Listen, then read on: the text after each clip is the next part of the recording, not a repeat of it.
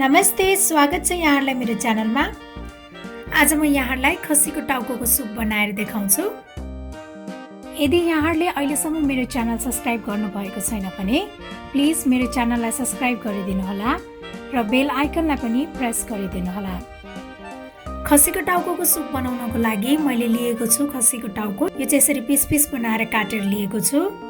अब यसको लागि मैले प्रेसर कुकर बसाले। अब यसमा चाहिँ तोरीको तेल राख्ने। त्यसपछि अब यसमा सुकुमेल, दालचिनी, स्टार अनिस र तेजपत्ता फुराउनु पर्छ, अथवा यहाँहरूले आफ्नो स्वाद अनुसारको होल मसला फुराउनु भए पनि हुन्छ। त्यसपछि अब प्याज राख्ने। प्याजलाई चाहिँ एकैछिन भुट्नु पर्छ। प्याज यतिको भइसकेपछि अब यसमा पिसेको अदुवा लसुन पनि राख्ने।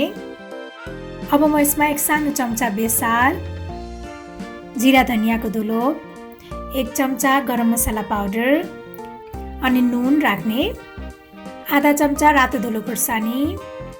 अब यो सबै मसलालाई एकैछिन भुट्नु पर्छ। त्यसपछि अब यो खसीको टाउको पनि राख्ने र अब यसलाई चाहिँ राम्रोसँग मिक्स गर्नुपर्छ। अब यसलाई 2 मिनेटसम्म यतिकै मसलासँग पकाउने। त्यसपछि अब यसमा एउटा टमाटर पनि राख्ने। सुप बनाउनको लागि चाहिँ 2 कप जति मनतातो पानी राख्ने। यसलाई अब एकपटक मिक्स गर्ने र अब यसलाई कभर गरेर 4-5 सिटी लगाउनु पर्छ।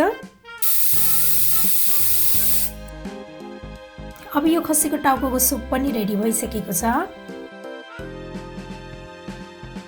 अब यसमा काटेको हरियो धनिया पनि राख्ने। अब यो सुप चाहिँ सर्भ गर्नको लागि रेडी भइसकेको छ। मलाई आशा छ यहाँहरूलाई यो खसीको टाउकोको सुप बनाउने रेसिपी मन पर्यो होला र मेरो अरू यस्तै रेसिपीहरूको लागि प्लिज मेरो च्यानललाई सब्स्क्राइब गरिदिनु होला र मेरो भिडियोलाई लाइक, शेयर र कमेन्ट पनि गरिदिनु होला। Thank you for watching. Bye by.